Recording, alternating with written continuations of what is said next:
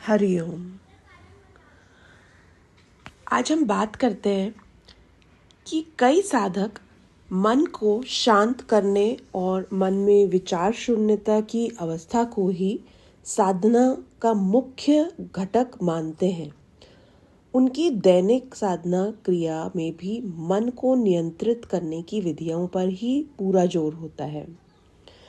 उनकी अपनी ही भ्रमित विचारधारा है कि शरीर तो नश्वर है, उससे मोह भी बंधनकारी ही है, इसलिए शरीर को छोड़कर मन को पकड़ो। शरीर नश्वर है, परंतु इसकी उपयोगिता भी महत्वपूर्ण है। क्या हमने कभी ध्यान दिया है कि जब भी हमारा मन अशांत होता है तो हमारा शरीर भी अशांत होता है और बेचैन होता है। हम चुपचाप नहीं बैठ सकते, या जब भी हमारा शरीर बेचैन होता है तो हमारा मन भी अशांत हो जाता है। वो शांत नहीं रह सकता क्योंकि वो दोनों जुड़े हैं। शरीर और मन दो चीज़ें नहीं हैं, हम मनोशरीर हैं। शरीर हमारे मन का प्रारंभ है और मन हमारे शरीर के अस्तित्व का आभास।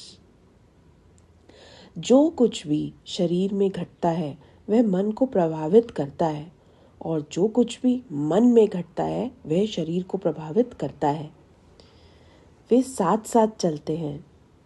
इसलिए गुरुदेव शरीर शुद्धि के लिए प्राणायाम, योगासन और कसरत करने के लिए हमेशा प्रेरित करते थे।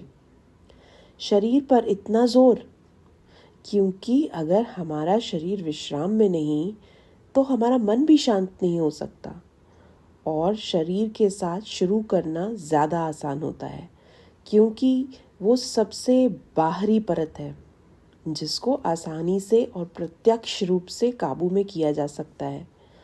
मन के साथ शुरू करना कठिन होता है क्योंकि मन की चंचलता को काबू करना थोड़ा कठिन है।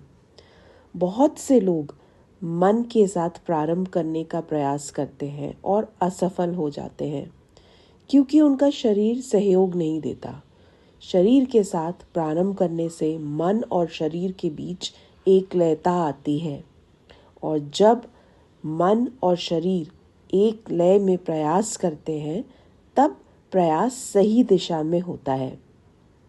यदि साधक शरीर को शांत अवस्था को उपलब्ध हो जाता है तो मन स्वयं स्थिर होता जाता है।